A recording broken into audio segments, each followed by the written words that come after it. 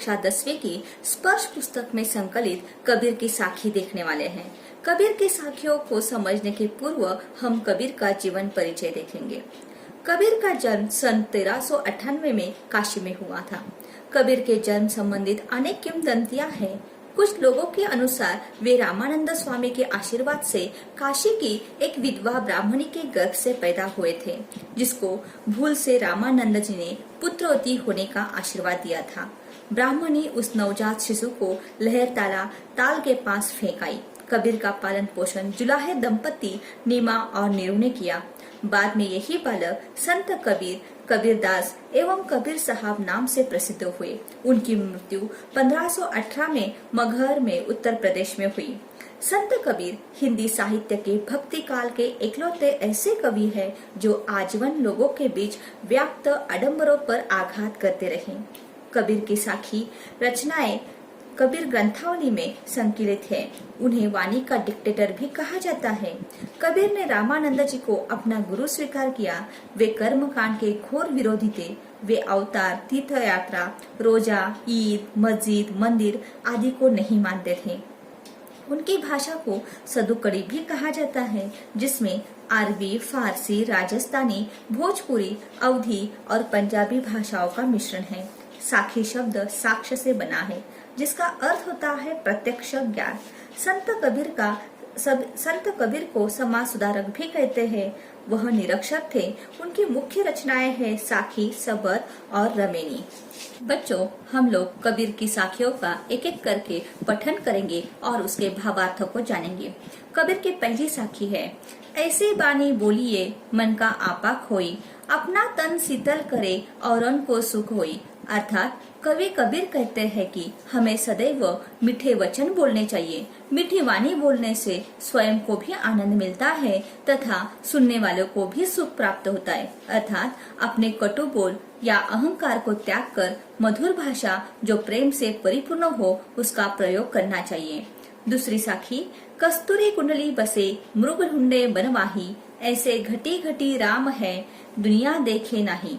अर्थात कवि कहते हैं कि ईश्वर सबके हृदय में विद्यमान है, उसे इधर उधर ढूंढने की आवश्यकता नहीं है। इसके कवि मृग का उदाहरण देता है। वह कहते हैं, मृग नाभि में ही कस्तूरी होती है, पर उसके सुगंध की तरफ आकर्षित होकर मृग उसे वन में ढूंढता है। उसी प्रकार मनुष्य भी ईश्वर को बाहरी दुनिया में ढूंढता है, बल्कि वह कण कण में बसा हुआ है। मनुष्य उसे मंदिर, मस्जिद, चर्च, गुरुद्वारे में ढूंढता रहता है। मनुष्य को ऐसा नहीं करना चाहिए। कबीर की तीसरी साखी है, जब मैं था तब हरि नहीं, अब हरि है मैं नाही, सब अंधियारा मिटी गया जब दीपक देखा माही। कबीर कहते हैं कि जब तक मन में अहंकार रूपी अंधेरा रहता है तब तक उसे प्रभु के दर्शन नहीं होते। जैसे अहंकार मैं रूपी अंधेरा नष्ट हो जाता है या समाप्त हो जाता है, तब उसे ईश्वर की प्राप्ति होकर वह ज्ञान का प्रकाश फैलाता है। अर्थात उसके मन में जब तक मैं का वास रहता है उसको उसे मिटाना ही होगा। कबीर उनके अगले साखी में कहते हैं, सुखिया सब संसार है खाए अरु सोए, दुखिया दास कबीर है जागे अरु रोवे। मतलब कि कबीरदास जी कहते हैं कि यह संसार जो है भौतिक सुख के मोह में मग्न है, इसलिए वह खाने सोने अर्थात उसके दैनिक कार्यों में व्यस्त रहने में ही स्वयं को सुखी समझता है। परंतु कबीर प्रभु के भक्त है, उनके वियोग में दिन रात रो रहे हैं। अब तक उन्हें प्रभु नहीं मिले हैं, इसलिए वह स्वयं को दुखी मानते हैं।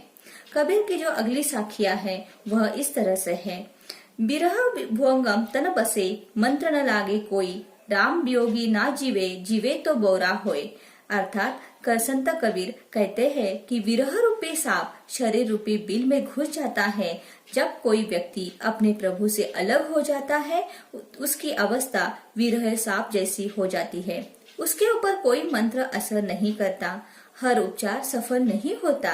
अर्थात ईश्वर के विरह में जीवित रहने वाला व्यक्ति जीवित नहीं रहता, यदि रहता भी है तो वह पागल हो जाता है। कबीर की अगली साखी है, निंदक नेड़ा राखिए आंगनी कुटी बधाई, बिन साबन पानी बिना निर्मल करे सुभाई।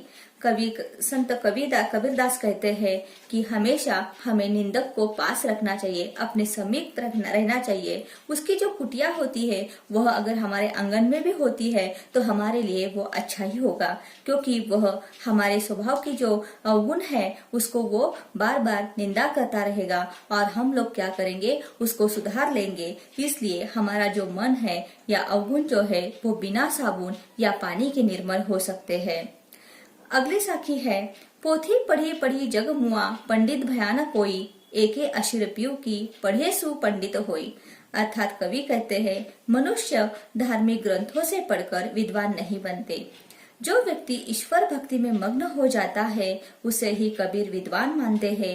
अर्थात ढेरों पुस्तकें पढ़ पढ़कर संसार में कितने ही लोग थक कर मृत्यु के द्वार पहुंच गए, पर कोई भी सच्चा ज्ञानी नहीं बन सका।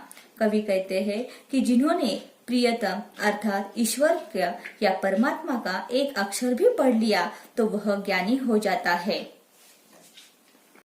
कबीर ने अपने अंतिम साखी में अज्ञानता के ऊपर प्रकाश डाला है।